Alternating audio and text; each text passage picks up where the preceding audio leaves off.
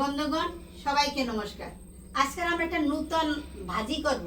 মানে এটা হচ্ছে নারকেল কোরানো, ঝুনা নারকেল কোরানো, সঙ্গে দেব 5টা কাঁচা মরিচ, তার সঙ্গে থাকবে চিংড়ি মাছ। চিংড়ি মাছ নারকেলের সঙ্গে দিয়ে বাটবো, যার নাম হবে চিংড়ি পিঠা, এবং দেব পাতায়। এখন আমরা শুরু করব আমাদের বাটাবাটি কাজ। অগিতা আয়, আসছি। না তাড়াতাড়ি শুরু কর, না তাড়াতাড়ি শুরু করে দে। আমার ছেলের বউ, আজকে আমরা ছেলের বউ বাটবে। আমার তো বয়স টয়স হয়ে গেছে, এই জন্য আমি ভাজবো, ও আমাকে একটু সাহায্য করবে। এখন আমরা এই বাটাবাটি শুরু করি। নে মা তাড়াতাড়ি কাজ শুরু করে দে। আমরা নারকেল কোরানো, তারপর নেব চিংড়া মাছ, এগুলো বেটে তার সঙ্গে দেব 2টো কাঁচামরিচ, তারপর ভালো করে বেটে তারপর আমরা চিংড়ি পিঠা পাতায় ভাজি দেব।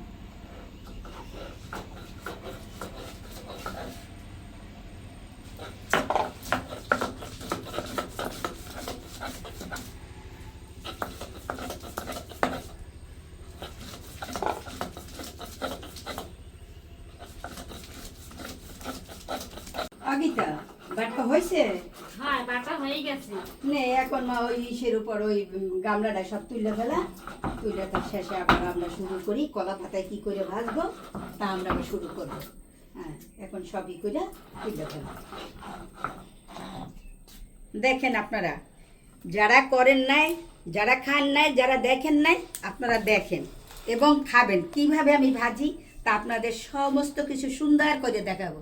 দেখবেন কেমন করে ভাজি। আর এর যে স্বাদ, এর যদি না খান বুঝবেন না, কারণ আমরা খাইছি বিদায় বুঝি এবং বারবার শুধু আমরা করি। তা আপনারাও আমারটা দেখেন, দেখার পরে আপনারা করবেন বাড়িতে। কলা পাতায় কিভাবে নারকেল, চিংড়ি মাছ, তারপরে কাঁচামরিচ মিক্সড করে সুন্দর করে বাইকটা কলা পাতায় কি করে ভাজে, আপনারা আপনাদের আমি দেখাবো, আপনারা দেখবেন। না উঠাই ভাল তাড়াতাড়ি। আমার বাটা হয়ে গেছে, এখন উঠিয়ে রাখবো। দেখেন কি সুন্দর করে, কি সুন্দর দেখুন করে। বন্ধুরা, কি সুন্দর বেটেছি। এরকম আপনারা বেটে দেখুন, কত সুন্দর ভালো লাগবে। যত মিহি হবে তত মজা লাগবে। এই দেখছেন কত সুন্দর করে বাড়ছে। দেখুন বন্ধুরা, চিংড়ি মাছ বাটা সবকিছু রেডি। এখন আমি কিভাবে ময় মশলা দিয়া ভাজবো এবং পাতায় সাজাবো ওইটা আপনাদের দেখাবো। প্রথম দেব লবণ স্বাদ মতো,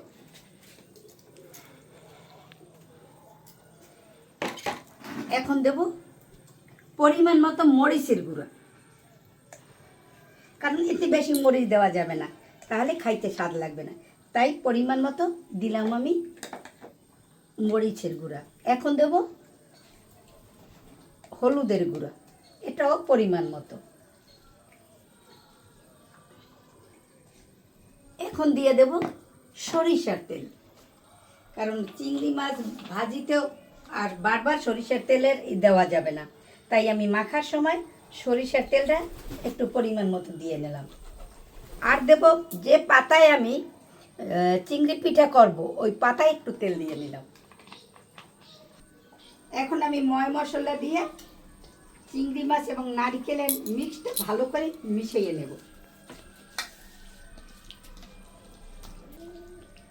আপনারা তো হয়তো বা অনেকেই উগলের গুঁড়া মানে বেতির গুঁড়া দেখছেন, কিন্তু ঠিক রংটা তার মতো নেই। কত সুন্দর দেখেন, যেমন দেখতে তেমন খাইতেও। এখন এটা সুন্দর করে মাখা হয়ে গেছে। এখন আমি পাতায় সাজাবো। কি করে পাতায় সাজাই আপনারা তাই ভালো করে মিক্স করে নেব, লাগাই নেব চারিপাশে সুন্দর করে। এখন আমি চিংড়ি বাটাগুলা সুন্দর করে দিয়ে দেব, সুন্দর করে চারিপাশে সাজাবো সুন্দর করে।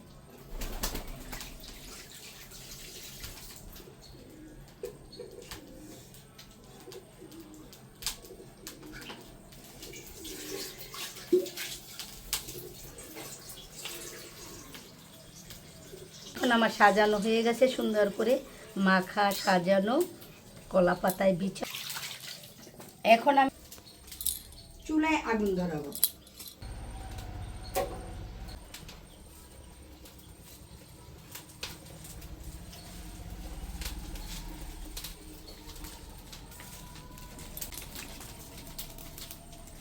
এখন আমি মাছ ভাজা খোলাটা চুলার উপর দিয়ে দেব। মাছ ভাজা খোলা গরম হয়েছে, এখন আমি কলায় পাতা ঢালানো চিংড়ি মাছের পিঠাটা খোলার উপর দিয়ে দেবো। দিয়ে আমি আস্তে আস্তে জাল দেবো, কারণ এরা জোরে জাল দিলে পুড়ে গেলে আর কোনো স্বাদ লাগবে না, তাই আমি আস্তে আস্তে করে জ্বালাবো। তো এটা এপাশ ওপাশ করে দেবো, তার কারণ হয়েছে কি, জ্বালাটা তো একটু মাছ ভাজা খোলাটা হয়েছে একটু মানে গর্তের মতো, তাই মাঝখানটা পোড়া লাগবে, তাই আমি একটু এপাশ ওপাশ একটু নাড়িয়ে চাড়িয়ে দিলাম।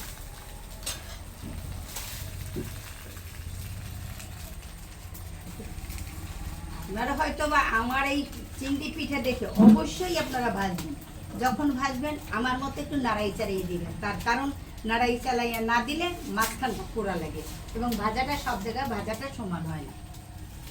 এই ভাজা দেখে এখন আমার চিংড়ি পিঠা এই পিঠ ভাজা হয়ে গেছে, এখন আমি নামাইয়ে ফেলবো, নামাইয়ে ওই পিঠ আবার মিশিয়ে দেবো।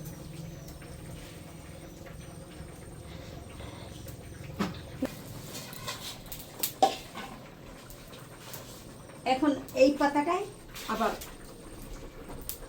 উল্টাইয়ে দেব।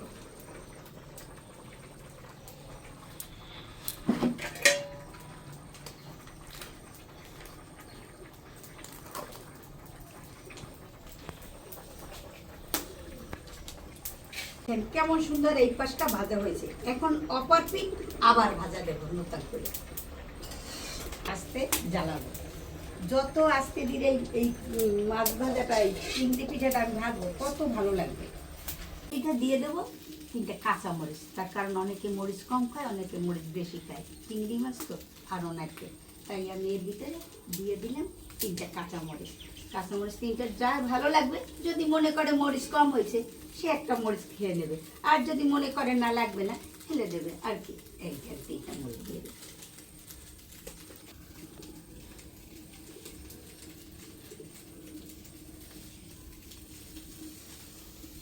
সুন্দর করে ভাজা হয়েছে, চারিদিকে সমান। আপনার পিঠা খাইছেন তাল পিঠা, দেখেন একের তাল পিঠা আর চিংড়ির পিঠা একই রকম হয়েছে, কিন্তু স্বাদ দুইটা দুই রকম, দেখতে একই রকম। আমি এখন একটু বারবার নাই রেখে গেছি, চারিপাশে ভালো করে ভাজানো হলে খাইতে স্বাদ থাকবে। এখন আমার চিংড়ি পিঠা এপাশও হয়ে গেছে, এখন আমি নামাবো। দেখেন আমার চিংড়ি পিঠাটা কেমন হয়েছে, নামাই।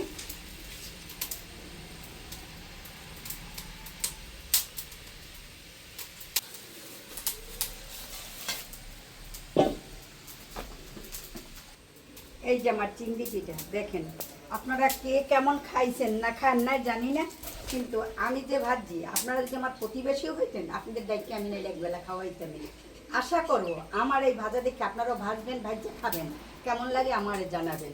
আর আমার ভাজা যদি আপনাদের ভালো লেগে থাকে লাইক করবেন, শেয়ার করবেন, কমেন্ট করবেন, আর সর্বক্ষণ আমার পাশে থাকবেন। আবার সবাইকে আবার ধন্যবাদ।